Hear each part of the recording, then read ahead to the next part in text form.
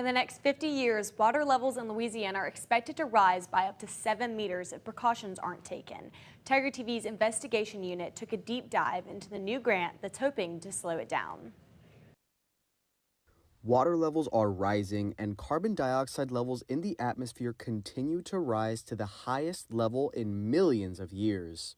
All of these changes in water level won't just turn your backyard into a pool, but are already affecting you in the way of rising hazard insurance and property taxes, a problem that residents of Grand Isle, Louisiana know all too well. My godmother's 98 years old, and she's the oldest living woman on the island. And she has told me stories about how, even the area that you pass to get to Grand Isle on the go pass, that was all on side by side was, on either side was nothing but orange groves, which would have been solid bottoms, and then now it's nothing but water. I've just about seen it all. I've seen the water where we're standing be up to my waist. I've seen the taxes rise. Shelley Maples has lived on the island for 48 years, and even through countless hurricanes, she won't be sinking under the water pressure. I'm not going anywhere.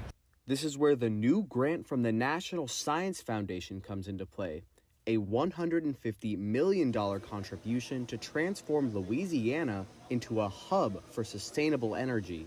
This is a historic event for the state of Louisiana, for our partners, for the university, and really for energy in our state. LSU chemical engineering professor John Flake gave a look at the changes happening in the industry to prevent CO2 emissions, highlighting a process called sequestration. Carbon emitted from production is captured and brought underground to other facilities for storage and reuse.